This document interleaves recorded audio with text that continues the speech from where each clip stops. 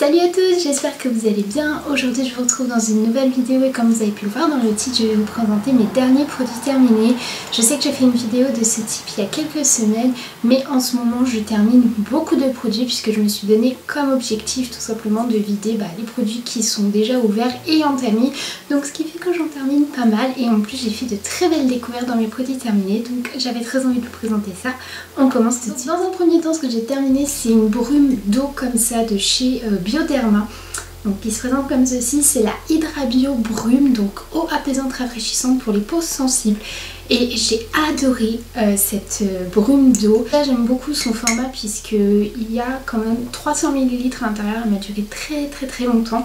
Et en plus elle n'est pas très chère, elle coûte moins de 5 €, enfin du moins dans ma parapharmacie. Et j'ai adoré tout simplement cette eau, je la trouve très rafraîchissante. Et moi je l'utilise le matin et le soir. Donc c'est pour vous dire qu'elle m'a vraiment duré très longtemps. Toujours côté soins, j'ai terminé une eau micellaire de chez Bioderma. Donc celle-ci c'est pour les peaux mixtes à grasse. J'avais déjà testé cette eau micellaire mais avec le bouchon rose pour les peaux sensibles je crois. Donc là j'avais envie de tester celle pour les peaux mixtes à grasse.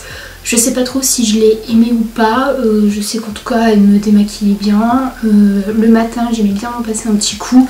Je ne pense pas que je la rachèterai parce que j'étais pas non plus très emballée, mais ça reste une très bonne eau micellaire. Ensuite j'ai terminé un gel nettoyant pour le visage de chez Neutrogena, donc là c'est dans la gamme Hydra Boost, c'est le Aquagel hydratant.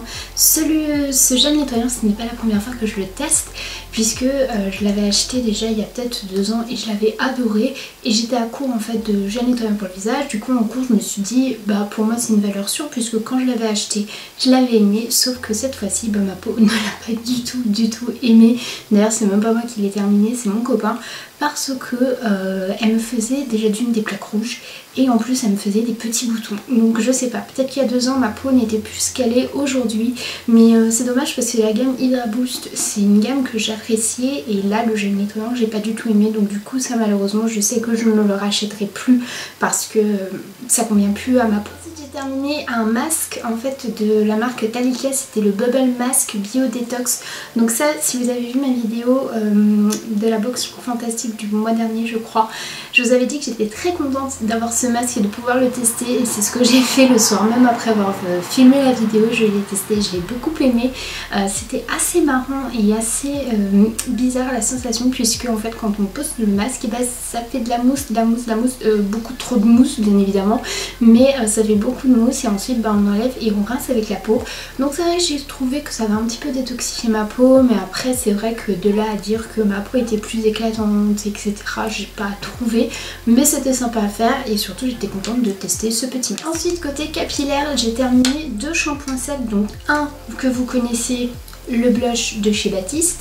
Voilà, ce shampoing sec je le rachète parce que je l'aime beaucoup et le shampoing sec de chez Baptiste je suis ensuite toujours très satisfaite, donc ce n'est pas une surprise pour vous.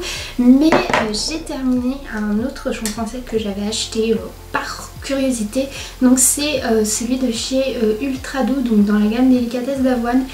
J'ai bien aimé si vous voulez l'odeur du shampoing sec. Maintenant de là à dire s'il était très efficace, je ne l'ai pas trouvé aussi efficace que celui de chez Baptiste. Ça reste un très bon shampoing sec, par contre j'ai adoré l'odeur qu'il laissait en fait sur mes cheveux. De toute façon si vous suivez mes vidéos depuis un petit moment, vous savez que la gamme délicatesse d'avoine de chez Garnier c'est l'une de mes préférées parce que j'adore son odeur. Donc ça non, je ne le rachèterai pas, mais j'étais contente de le tester. Et pour vous dire que j'aime tellement cette gamme, j'ai terminé aussi le lait thermoprotecteur, donc dans la même gamme, toujours Ultra Doux de chez Garnier délicatesse d'avoine. Quand je vous dis que j'aime beaucoup cette gamme, c'est que je l'aime beaucoup. Ça pareil, j'aimais beaucoup me le mettre en sortant de la douche avant de me sécher les cheveux. Déjà je trouvais qu'il démêlait très bien et en plus il laissait une très bonne odeur. Après de savoir est-ce que mes cheveux étaient moins agressés, ça je ne sais pas, mais en tout cas c'est un bon lait thermoprotecteur et ça oui je serais susceptible, c'était dur à dire, de le racheter. Ensuite j'ai terminé un petit masque comme ça de chez Glam Glow, donc lui c'était le masque soin purifiant, donc je l'avais eu dans une box look fantastique. J'étais très contente parce que les masques Glam Glow j'en entends parler mais je n'ai jamais voulu tester puisque je trouve qu'un masque qui coûte dans les 40 et quelques euros, je trouve que c'est encore c'est trop cher tout simplement pour moi. Quand j'ai eu l'échantillon dans la box Look Fantastic, croyez-moi que j'étais très contente.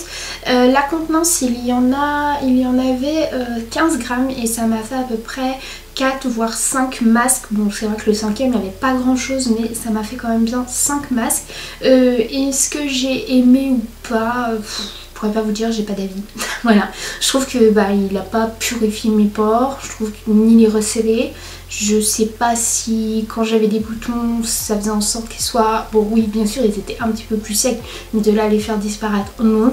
Donc finalement je suis bien contente de l'avoir testé parce que ça c'est un masque que je pense que je n'achèterai pas. En tout cas celui de chez Glam Glow je n'achèterai pas le grand format ni le petit parce que c'est pas un masque qui m'a convaincu. Et ensuite j'ai terminé mon contour des yeux donc de la marque Simple. Donc c'est une marque anglaise que j'avais qui est commercialisée en Angleterre chez Boots et Superdrug. Et moi je l'avais acheté quand j'y suis allée Noël dernier. Voilà. Et pareil, est-ce que j'ai trouvé qu'il y avait eu un effet sur mon contour des yeux? Non, parce qu'il faut savoir que moi j'ai un contour des yeux qui est très marqué, c'est-à-dire que j'ai des vrais ridules de déshydratation et j'ai du mal en fait à faire en sorte que ces ridules partent. Je sais pas, bon alors c'est vrai que ça fait pas très longtemps que je mets un contour des yeux puisqu'avant je n'en mettais pas, donc peut-être c'est trop tard, je ne sais pas, mais c'est vrai que je m'étais dit pourquoi pas tester celui-là parce que justement il promettait un effet lissant, mais moi j'ai pas trouvé. Après oui on va dire que psychologiquement je me sentais un petit peu mieux de savoir que j'avais mis un contour des yeux, mais de toute façon je ne peux pas le racheter parce qu'il n'est pas commercialisé en France et même si je devais retourner en Angleterre je ne le rachèterai pas parce que j'ai pas été plus convaincue que ça. J'ai terminé une bougie de chez Yankee Candle donc qui est la Autumn Glow. Donc ce qui est marrant c'est que comme vous pouvez le voir il y en a encore, sauf qu'il n'y a plus de... il n'y a plus la mèche en fait. Mais qu'est-ce que j'aime cette odeur. J'adore cette odeur, c'est une odeur assez masculine. Vraiment l'une de mes bougies préférées pour l'automne parce que je trouve qu'elles sont très très bon. Le seul petit truc que je reproche aux bougies Yankee Candle c'est qu'on va jamais jusqu'au bout.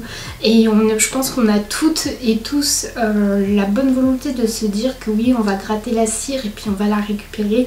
Mais moi personnellement je sais qu'à chaque fois je me dis ça mais je le fais pas.